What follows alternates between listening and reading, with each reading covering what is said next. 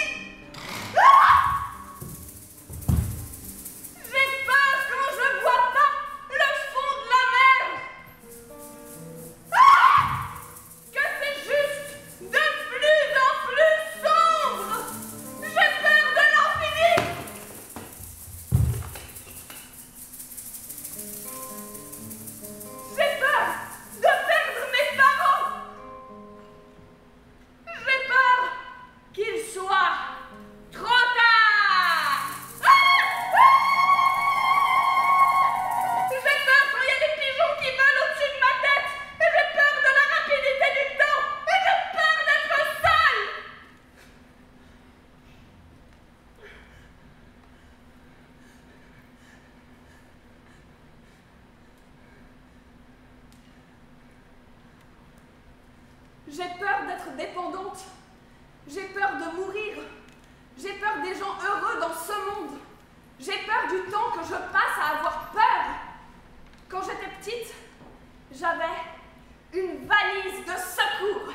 C'était au cas où il y avait la guerre ou un grand incendie et qu'on devait tous partir très vite. Et ça aurait été le début d'une grande aventure. Quand j'étais petite, je ne comprenais pas la peur des adultes. Je pensais que je grimperais toute la vie aux arbres et que je serais une enfant sauvage.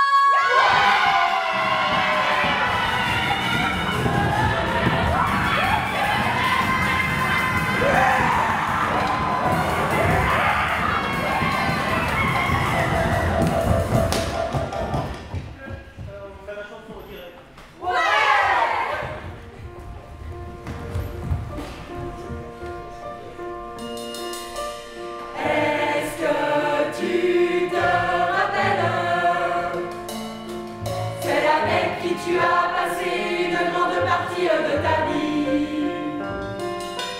Est-ce que tu te rappelles? C'est avec qui tu as appris à te faire des amis. Avec elle tu es allé à la crèche, puis à l'école. Avec elle tu as pour la première fois senti l'odeur de la colle.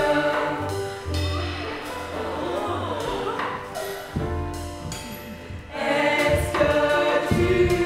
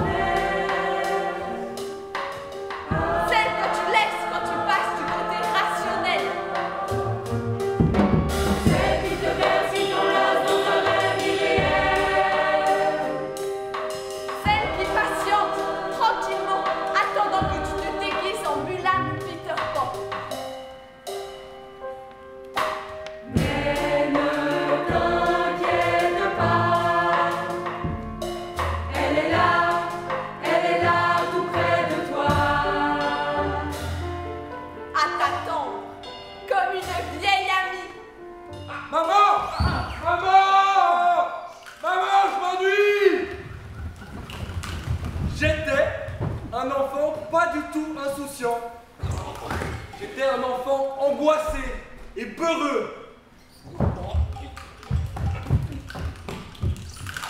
J'étais un enfant différent. À l'âge de 10 ans, je n'avais toujours pas d'amis humains. Les autres enfants me trouvaient bizarre. Je crois que je l'étais. Maman!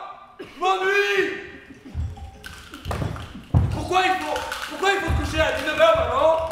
Et pourquoi les gens ils se moquent de moi? Et pourquoi tu aimes seulement les choses qui sont belles? Et pourquoi les enfants sont petits aussi? Et comment tu es une sirène, maman? Est-ce que tu es vieille? Et de quoi tu parles? Est-ce que tu m'aimes? L'oiseau du Colorado mange du miel et des gâteaux, du chocolat, des mandarines, des dragées, des nougatines, des framboises et des roux-doudous, de la glace et du caramel. Ouh!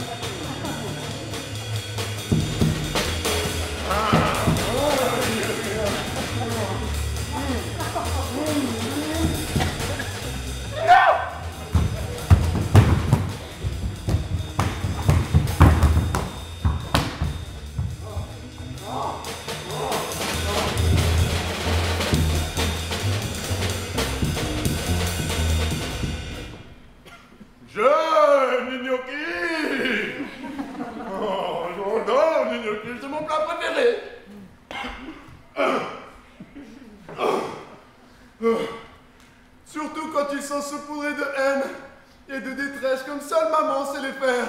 Adam!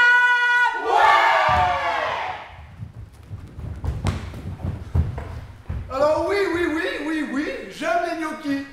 Mais j'aime aussi les lasagnes. Pourquoi? Parce que c'est les deux seuls plats qui arrivent à me faire bander correctement. La lasagne, à part une manière de voir la vie, qu'est-ce que c'est? Cacher ses soucis sous des couches de pâte et de garniture. De pâte et de garniture. De pâte et de garniture, de pâte et de garniture, de pâte et de garniture. C'est ça la vraie vie.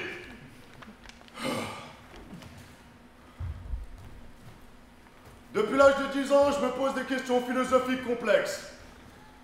Est-ce que ma vie a assez de valeur pour être gâchée par une overdose de gnocchi? Pourquoi m'a-t-on enlevé mon prépuce à l'âge de 8 ans, alors qu'il me réchauffait du froid et alourdissait mon pantalon? Adieu, jeune prépuce! Bonjour, solide tristesse! Je n'ai pas mangé de gnocchi depuis 1 an! La vie est faite de bonjour et d'au revoir. Trouvez-vous votre gnocchi? Je suis le chat, miaou! Je suis le chat, miaou! Je suis le chat!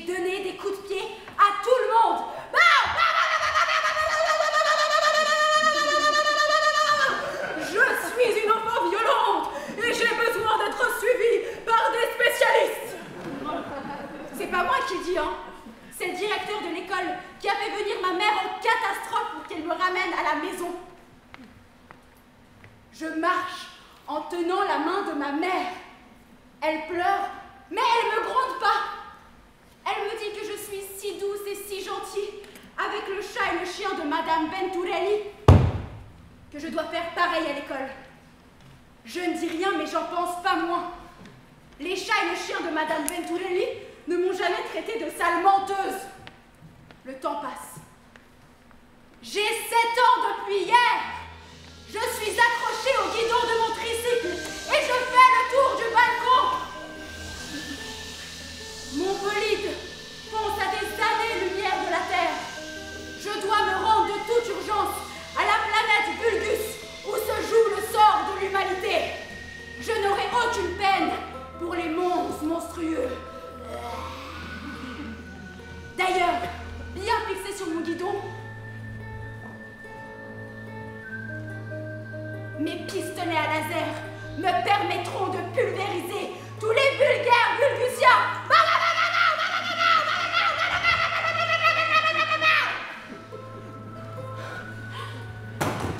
Ma mère m'énerve.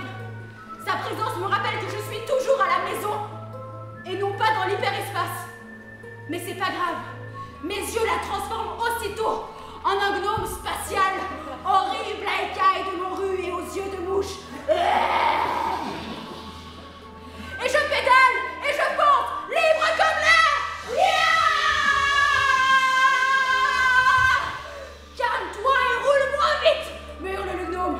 Et moi, courageuse comme pain, je lui réponds que le venin informe qui lui sort de la bouche ne saura pas m'arrêter dans ma mission. L'humanité m'attend et je ne faillerai pas. Victoire! Le gnome va en retraite, mais pas pour longtemps. Le gnome revient et me dit qu'il faut que je me dépêche pour aller rendre visite à tante Hélène. Alors je pleure, je me remue, me débat et me défends.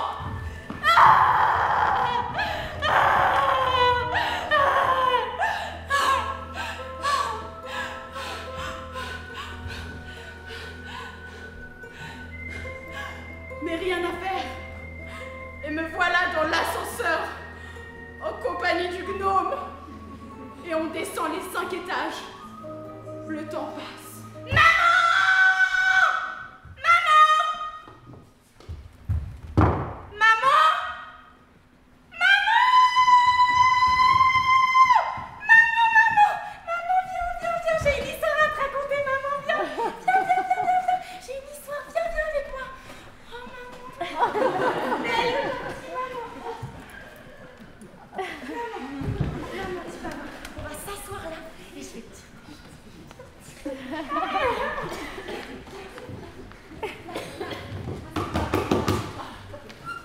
Et je peux m'asseoir sur toi, maman, comme ça. Oh, maman. Et papa, il attrapait toujours mes petits pieds dodus quand j'étais bébé. Et il les tenait. Et je rigolais. Il m'a raconté, papa, comment je souriais quand il me prenait les pieds. Alors il le faisait toujours. Et je détestais les légumes quand j'étais bébé. Alors j'allais jamais aux toilettes. C'était le cauchemar. Je pleurais quand je voyais un brocoli, une carotte ou un haricot vert. Une fois, en première primaire, un garçon m'avait appelée Carlotta. Je m'appelle Carlotta et je détestais les carottes. Alors j'avais pleuré. Et on avait une grande porte en verre dans mon ancien appartement. On avait une grande porte en verre dans mon ancien appartement. Alors quand on la frappait, elle faisait un grand bruit. Comme ça. Comme un gong. Je me souviens que souvent, je tapais ma petite sœur. Et après, quand elle commençait à pleurer, je frappais vite la porte en verre. Comme ça, quand mon papa et ma maman venaient en courant, ils pensaient que c'était elle toute seule qui s'était tapée contre la porte en verre. Et une fois, Ophélia m'a poussée à la récré et j'ai pleuré. Et une autre fois, j'avais oublié mon goûter. Alors j'avais volé les petits lus de Caroline et quand elle m'a vu les manger, elle m'a demandé si c'était les siens. Et j'ai dit non. Et j'avais tellement peur la nuit quand j'étais petite. Je dormais en boule, tout mon corps sous la couverture. Comme ça, aucun monstre ne pourrait m'attraper. Et j'avais une veilleuse et dormais avec la porte ouverte, avec de la lumière dans le couloir. Et avant de dormir, je regardais sous le lit et dans l'armoire pour voir si un psychopathe s'y cachait. J'ai fait ça longtemps, hein. J'étais très peureuse. Encore maintenant, je n'ose pas regarder des films d'horreur. Et avec ma sœur, on ne s'entend toujours pas très bien, mais je ne la frappe plus. Et j'aime beaucoup les légumes maintenant. Je suis même végétarienne. Et Ophélia, c'est une de mes meilleures amies. Et j'ai appris que voler, c'est pas bien. Mais papa, il n'attrape plus mes petits pieds maintenant. Maman, j'ai fini mon histoire. Je pense à toi. Maman! Non!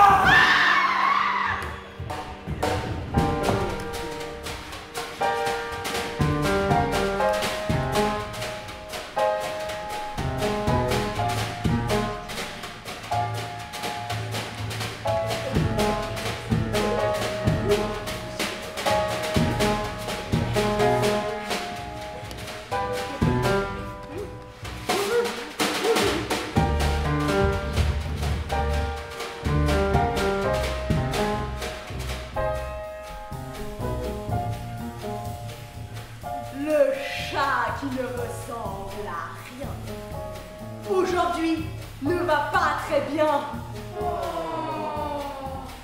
Il va visiter le docteur qui lui ausculte le cœur. Votre cœur ne va pas bien. Il ne ressemble à rien. Il n'a pas son pareil de Paris à Créteil. Il va visiter sa demoiselle qui lui regarde de la cervelle. Votre cervelle ne va pas bien.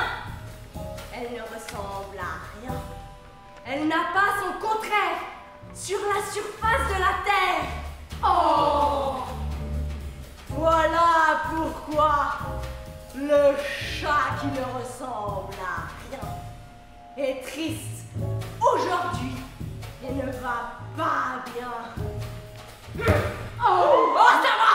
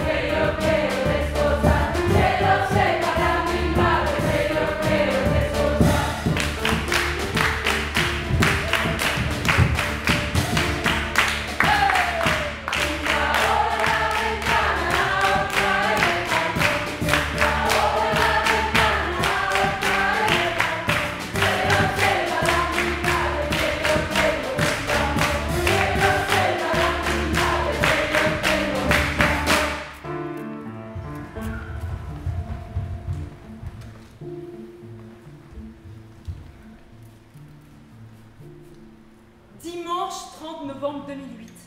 J'ai 7 ans. À travers la fenêtre, le vent agite les branches. Les feuilles mortes s'envolent et tourbillonnent dans le ciel comme des centaines de papillons. Aujourd'hui, comme chaque dimanche, ma famille est venue me voir.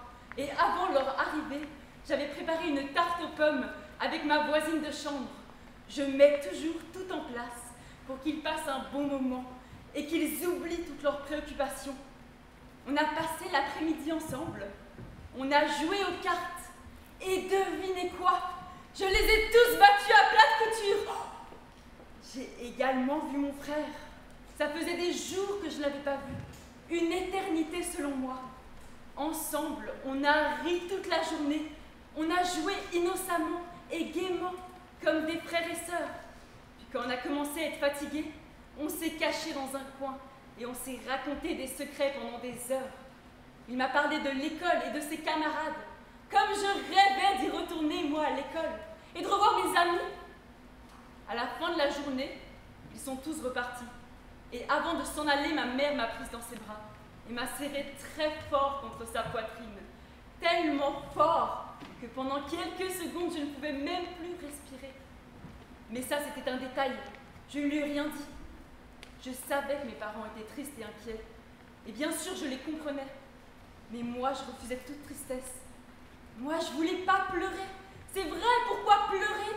J'avais passé une journée si incroyable. Et je souhaitais conserver ce souvenir le plus longtemps possible dans ma tête. Quand la porte s'est fermée, je me suis retrouvée à nouveau seule. Il y avait ce... de ma perfusion qui me berçait. Je m'étais habituée à ce bruit continuel. Et j'étais heureuse. Oui, j'étais heureuse et souriante, car je savais au fond de moi que très bientôt je serais dans ce parc, là, de l'autre côté de la fenêtre, et que je courrais, et que mes cheveux longs de nouveau voleront dans le vent.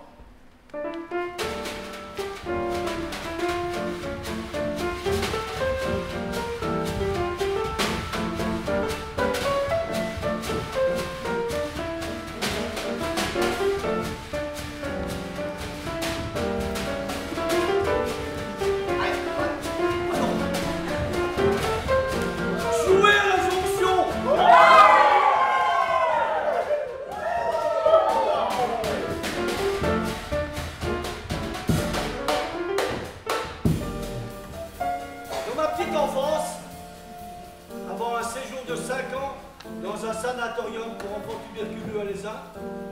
Mon terrain de jeu est la rue autour du pâté de maison. Tu vas être une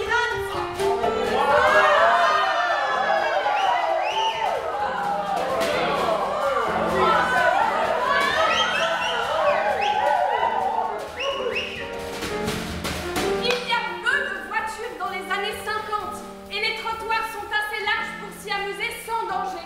Avec mon frère Aldo, nous faisons des courses de tricycle en nous prenant pour Coppi et Bartali. Et champion de l'époque, Dring Dring.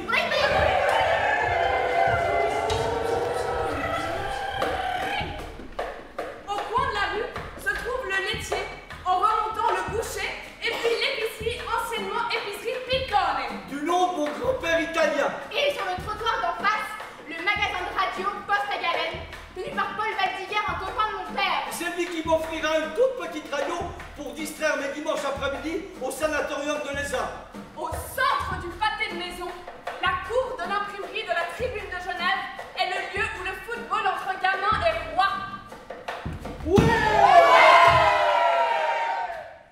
fois le tour du pâté de maison accompli, retour dans l'immeuble. Pas de code, pas d'ascenseur. Dans le hall d'entrée, nous prenons dans la boîte à lettres le bidon en fer blanc.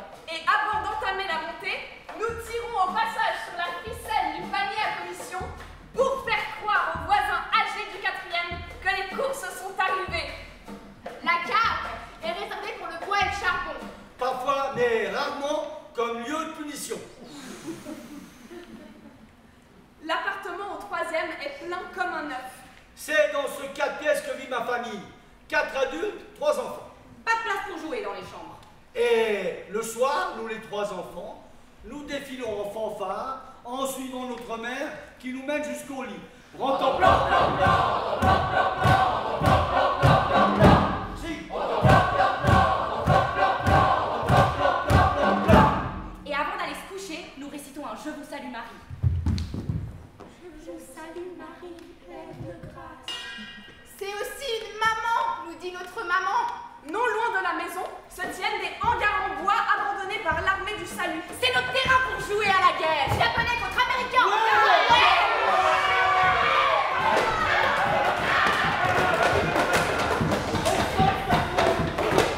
Et juste en face, le fameux cimetière des rois, où il y a Borges et Grisier et Israël.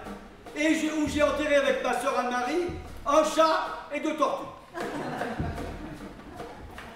Un jour, j'ai dépassé la limite du pâté de maison. Mes parents affolés me recherchent du côté du Rhône. Enfin, ils me retrouvent tout seul, bien assis à une petite table sur la terrasse de chez Remords. En train de savourer une bonne glace.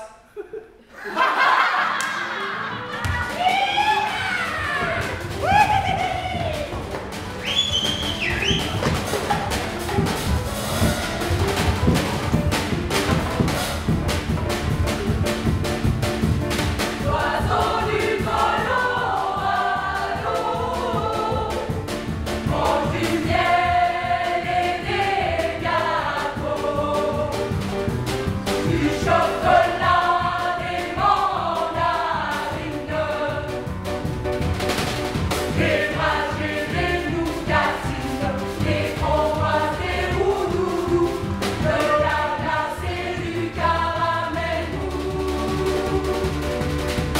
Oiseaux du Colorado,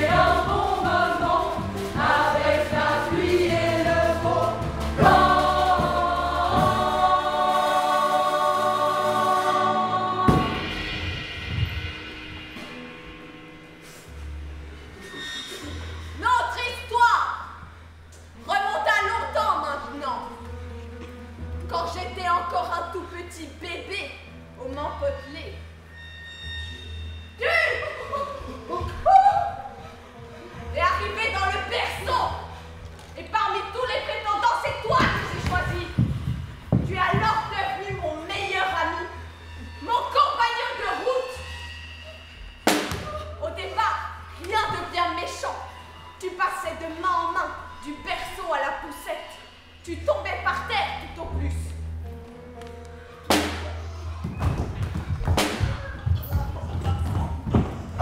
Mais quand j'ai grandi, tu as pu assister à mes premiers sourires, mes premières dents, mes premières chutes, mes premiers pas, mes premiers mots. Ainsi, tu as été présent pour toutes mes premières. Et tu as subi mes crises de colère, mes disputes avec mes frères et sœurs, mes pleurs aussi, mes besoins de tendresse et tout ce qui pouvait me passer par la tête. Et aujourd'hui, tu as pris de l'âge. Ton corps est en lambeaux, ton chapeau est tombé, mais tu as toujours le sourire bien accroché. Si je devais te confier mon seul regret, ce serait le choix de ton nom. Toutounette volante. On aurait pu trouver mieux. Il était une bergère qui allait au marché. Elle montait sur sa tête, retourne notre panier, et comme faisait, oui, roulant, et comme faisait, oui, roulant. Trois pas en avant, trois pas en arrière, trois pas sur le côté, et trois pas de l'autre côté. Il était une bergère qui allait au marché. Elle montait sur sa tête, retourne notre panier, et comme faisait, oui, roulant, et comme faisait, oui, roulant.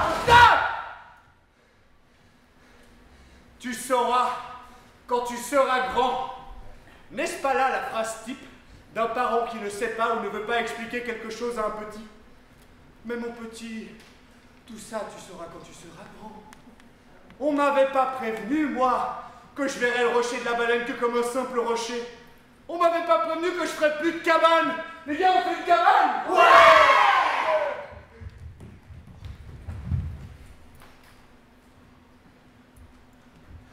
L'appeler la taverne suisse. Y servir des jus avec des cacahuètes et du vin blanc. J'ai donc décidé de ne pas accepter tout ça. Si je veux vouloir parler de la sorte, je vais faire ce que je veux vouloir. Lundi matin, l'empereur, sa femme et le petit prince sont venus chez moi pour me serrer la pince. Mais comme j'étais parti,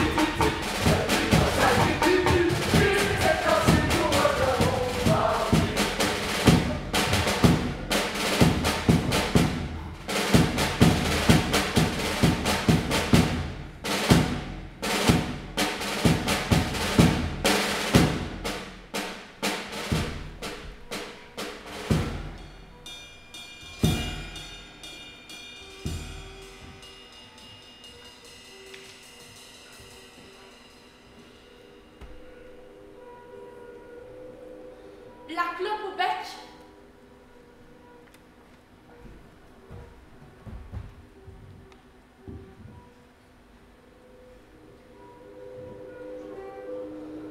La tasse à la main.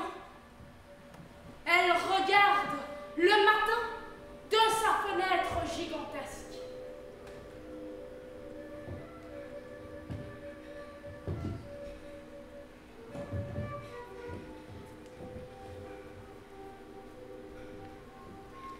Le café refroidi devient petite buée.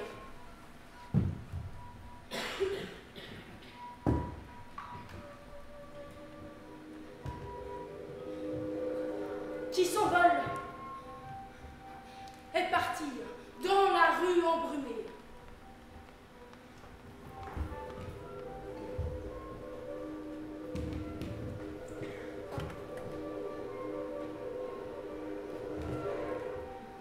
Elle pense à toi, à ton cœur, à ton corps.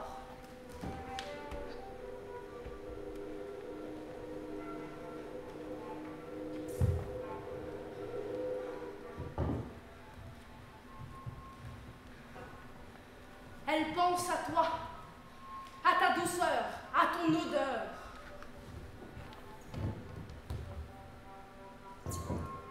Le café est froid. Elle le sirote lentement. Elle pense à toi, elle en espère autant.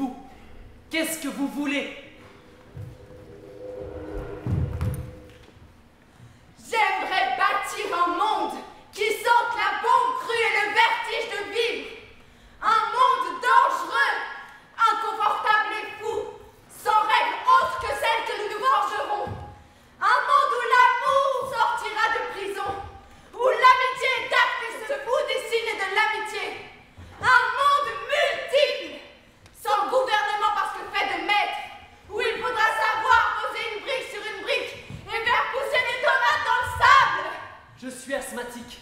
J'aimerais un monde où on peut respirer. Foucault a dit « Il faut apporter au combat autant de gaieté, de légèreté et d'acharnement que possible. » La seule chose qui soit vraiment triste, c'est de ne pas se battre. L'avenir est aux disparaissantes, Aux évanouis, aux fugitives et aux fugiers. la fugue. Oui, voilà toute notre musique. Il était une bergère qui allait au marché.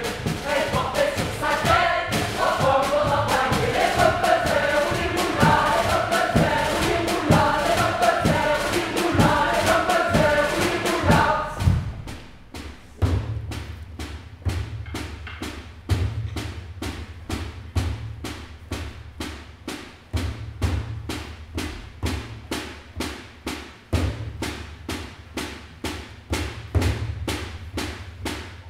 J'observais un instant la foule autour de moi. Chacun brandissait un panneau, sifflait ou distribuait des tracts à tout va. Chacun avait un rôle, un objectif. Nul ne restait les bras ballants. J'assistais là à l'un des rares moments où l'humanité savait ce qu'elle faisait et où elle allait. Une décision provoquait la colère de la population. Et cette colère, tous la partageaient. Elle traversait les cœurs, agitait les esprits et réveillait les vieilles rancunes que le temps avait enfouies. Elle nous poussait à descendre dans la rue et exprimer notre révolte. Et c'était beau de voir ainsi, indignés, révoltés, refusant de nous plier aux décisions venues d'en haut, de tendre l'autre joue. La foule m'emportait dans son élan et un seul mot me vint à l'esprit. Résiste! Milki na kucia na kraju, okonjene kuće psi laju, a ja velim neka ne glaju, oni moju Milku čuvaju.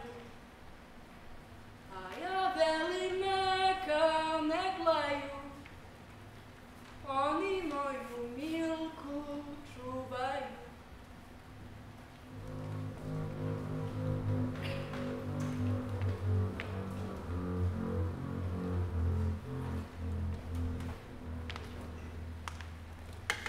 Milkina kuća na kraju, oko njene kuće psi laju, a ja velim neka ne klaju, oni moju Milku čuvaju.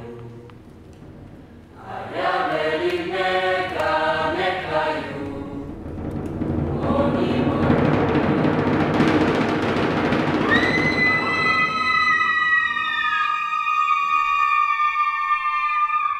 Ma psy m'a dit, la relation que vous avez avec votre mère est celle d'une mère et un enfant, et non une adolescente. C'est pas grandir qui pourrait mettre une distance entre nous, comme des bras qui nous sépareraient avec force.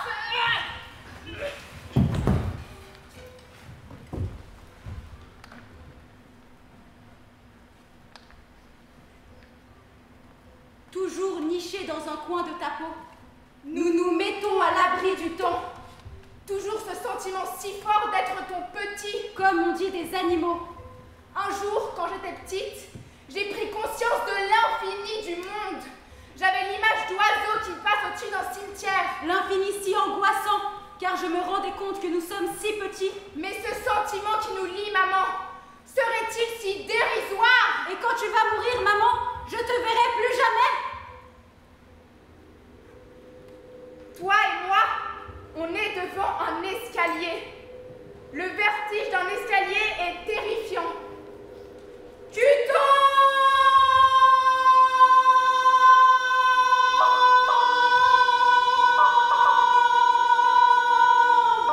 Je crie, je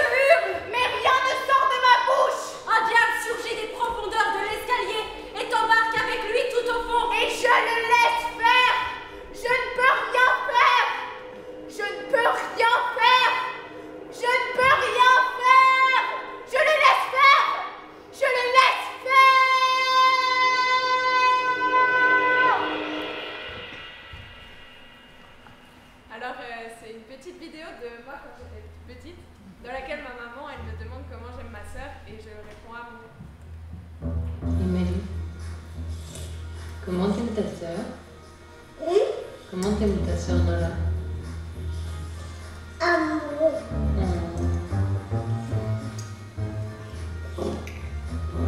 Et ton papa? Oui. Et maman. Amour. Amour, papa.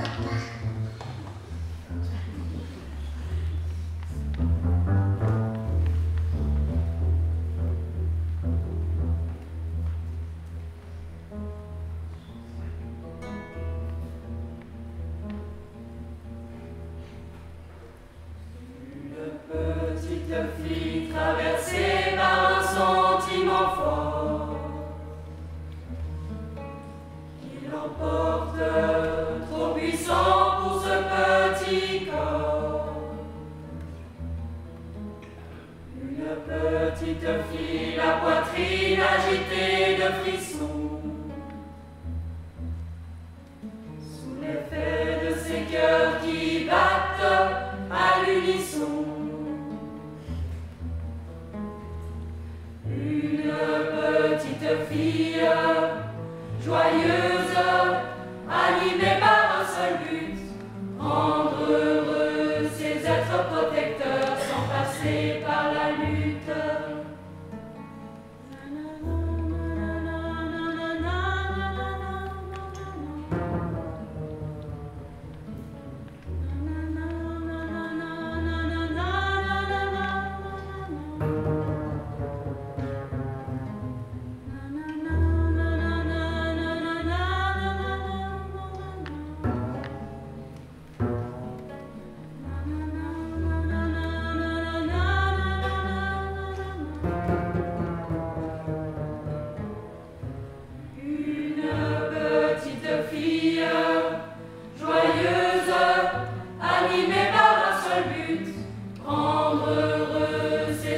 Protecteur sans passer par la lutte. Une petite fille devenue maintenant presque grande, cachant ses frissons sous des décorations et des guirlandes. Une petite fille effrayée par son cœur et les mots, préférant se taire dans la douleur que s'exposer tout haut. Une petite fille qui pourtant éprouve toujours ce sentiment merveilleux nommé amour.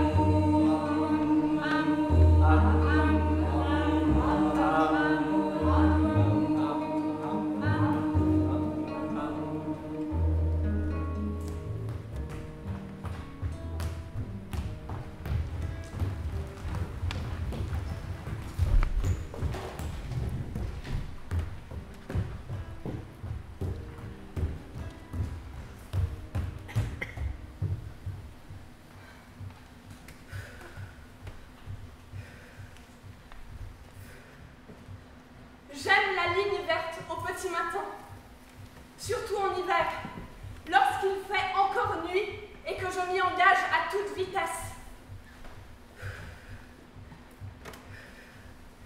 J'aime entendre mon souffle, la régularité de ma respiration que j'ai réussi à maîtriser.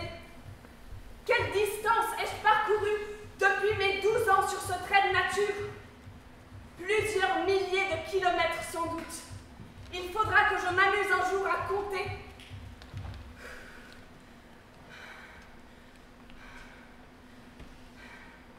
Il faudrait que je m'amuse un jour. Au début, je courais que 5-6 km, 2 fois par semaine. Et puis peu à peu, j'ai allongé la distance, la fréquence, mon souffle et les souffrances. Ça me faisait du bien à la tête, cette torture du corps et ces buts futiles que je me fixais. Aujourd'hui, 10 km. Demain, idem, mais plus rapidement.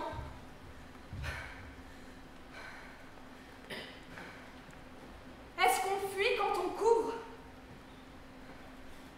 Ou est-ce qu'on fonce courageusement vers son avenir? En tout cas, je me sens hors du temps sur la ligne, projetée dans une sorte de bulle, un face-à-face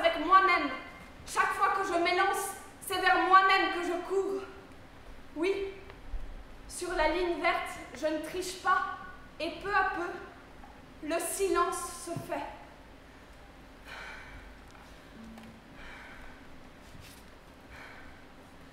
Ma mère se moque de moi quand elle me voit partir dans ma tenue de sport, pas lavée. Elle pense que je ne plairai jamais dans cette tenue. Sur ce point, elle a tort. Aujourd'hui, 20 km.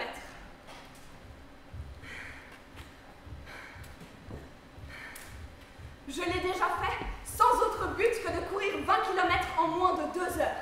Mais cette fois, mon objectif ultime a un visage, un nom, et il n'y aura pas de demi-tour possible. Je le sais, je le veux. C'est ce qui me pousse dans la nuit glaciale, au début de ce jour qui a de la peine à se lever.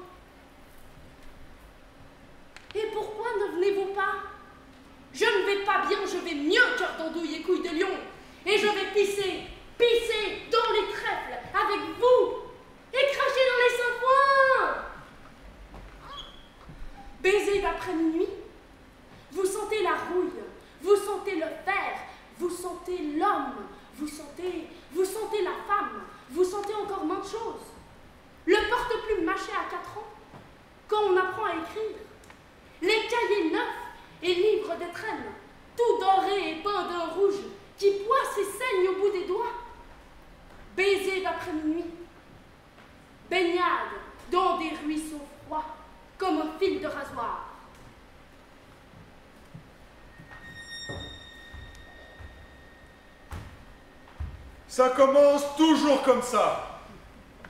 On est, on vit, on pleure, et on finit par mourir.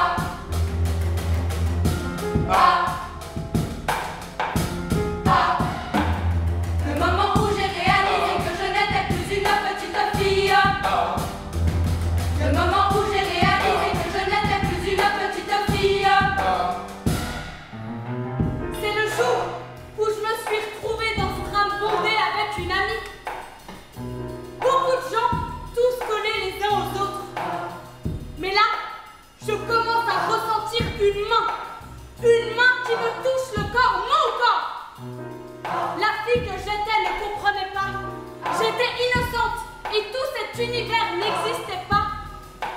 Je n'avais jamais ressenti la détresse. Alors je me déplace, mais rien à faire, il me suit. Je le repousse, rien à faire, il fait 3 fois ma taille et 2 fois mon poids.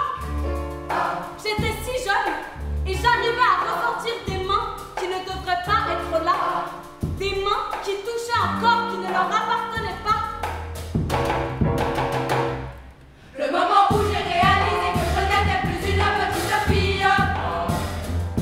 Le moment où j'ai réalisé que je n'étais plus une petite fille. Je sors du tram et comme d'habitude je me dis que j'ai dû rêver. Que c'est pas arrivé. C'était ma faute. La bonté des hommes, tu vois. Sauf que plus les années ont passé et plus les expériences se sont répétées.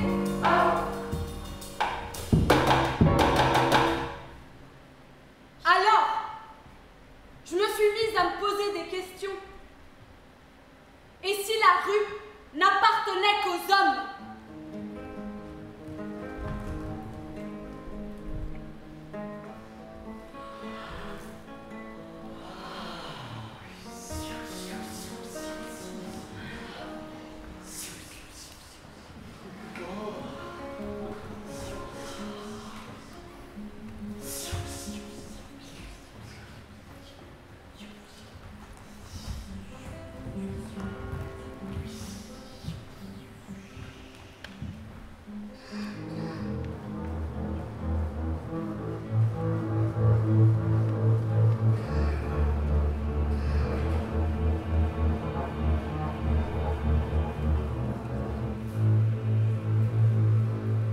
J'ai pleuré. D'abord, ça m'a pris à la gorge. Mes yeux se sont mouillés, les larmes ont descendu mes joues. J'ai haleté, rebroussé ma lèvre inférieure, sangloté, et puis je suis entrée en état de sidération. La bouche ouverte en apnéant, les mains sur le visage, les yeux écarquillés, le diaphragme bloqué, les pleurs, des convulsions, des émotions terrassantes.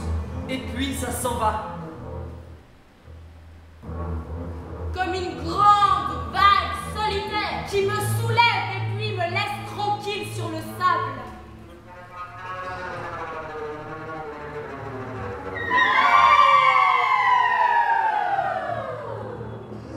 J'ai 15 ans, le jour où pour la première fois de ma vie, je suis submergé par cette vague d'émotions. C'est une chaude soirée d'été et je suis secouée de sanglots ivres de lucidité. Et je décide de me barrer, je me casse, je m'enfuis. Je peux pas rester là, m'engluer dans cette maison, dans cette famille, dans cette routine de merde. Je prends un sac, j'y fous des habits, toutes mes économies, et je me barre.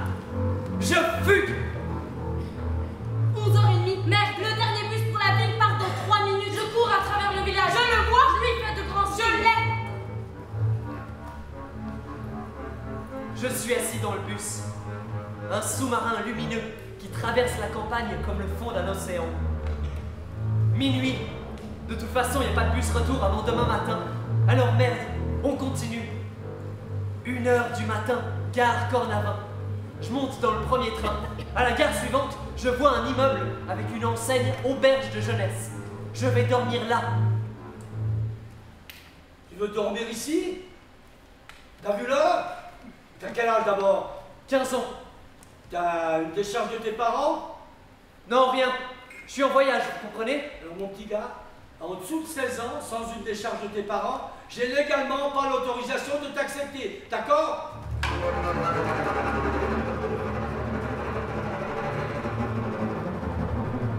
Retour dans la rue. Auberge de jeunesse. Mon cul, ouais. Auberge de vieux, fouille merde. 3h du matin. J'ai froid. J'entre dans le premier hôtel que je trouve. Le gardien a pitié de moi et me loue une chambre. Je me réveille le lendemain matin, perplexe. Il pleut. Je sais pas où aller.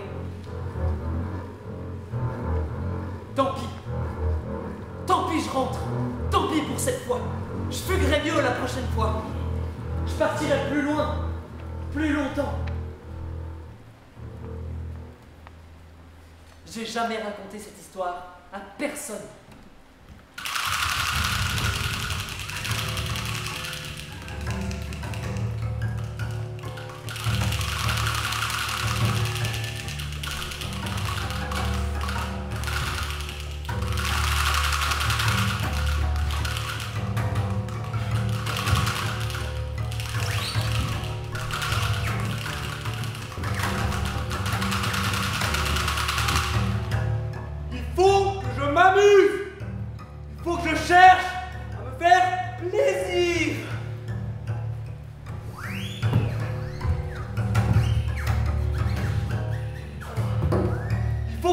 plaisant. Il faut s'amuser. Je dois m'amuser. On doit tous s'amuser. Mais pourquoi c'est difficile? Ça devrait pas être compliqué, non? C'est le dernier truc qui devrait figurer sur la longue liste des trucs compliqués, non? Et ça en devient presque un problème. Un problème auquel il faudrait trouver une solution. Mais pourquoi c'en est un? Et pourtant c'en est un. Et pourtant, s'amuser, c'est le moteur, l'unique mot d'ordre pour créer.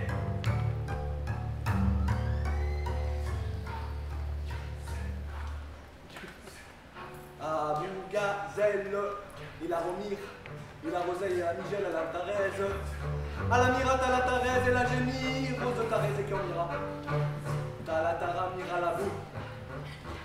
Et à cet cœur, je m'y vole. Allons, mon cœur, Roselle, la belle. Il est 8 heures, il est au 1000. Il est bonjour au cœur de lune, le ciel alors. Là j'ai la nuit, là j'ai la sou, là j'ai sommeil, là j'ai son jour.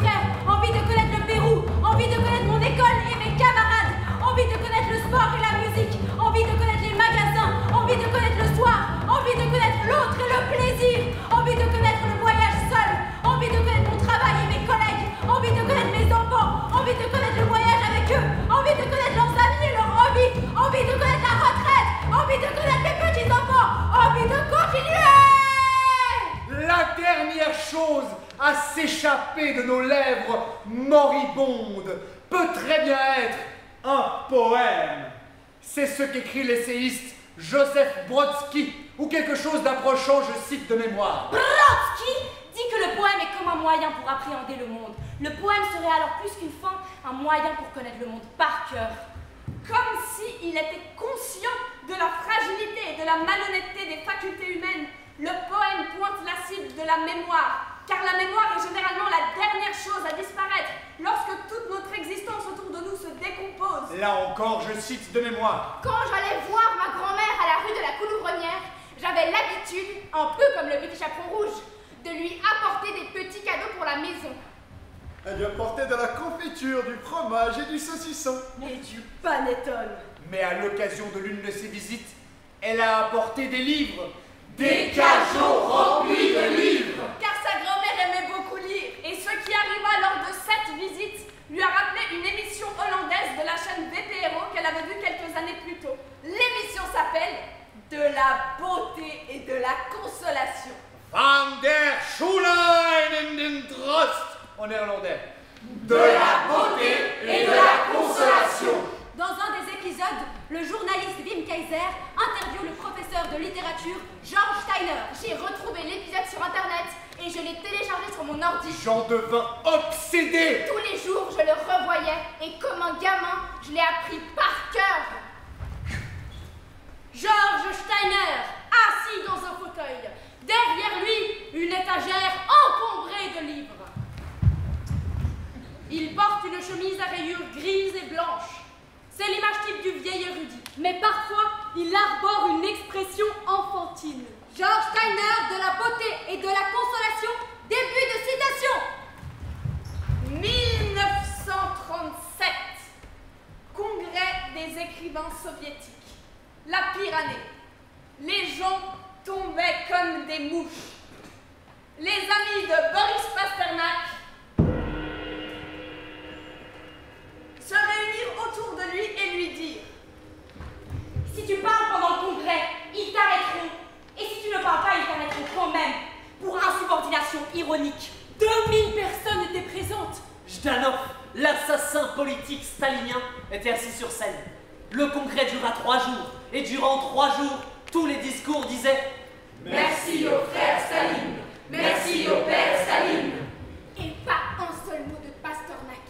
Au 3e jour, ses amis lui dirent « Quoi que tu fasses, ils vont t'arrêter. Alors s'il te plaît, dis-nous quelque chose qu'on pourra garder en nous lorsque tu seras en prison. » Pasternak était un homme incroyablement beau. Il mesurait plus d'1,80 m. Quand il se levait, on ne voyait que lui. Pasternak se lève. On me dit que le silence s'étendait jusqu'à Vladivostok.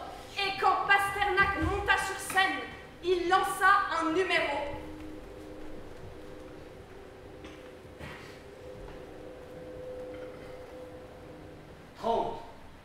Un numéro et 2000 personnes se levèrent.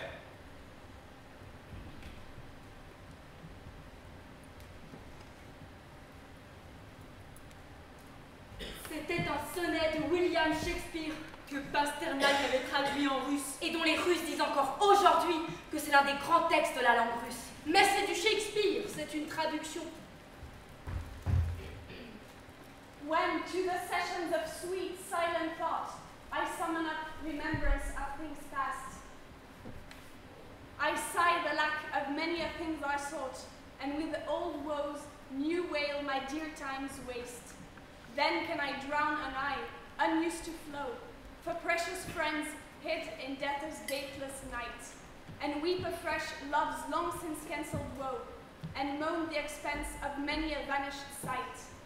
Then can I grieve at grievances foregone, and heavily, from woe to woe, tell o'er the sad account of forebemoaned moan, which I knew paid as if not paid before.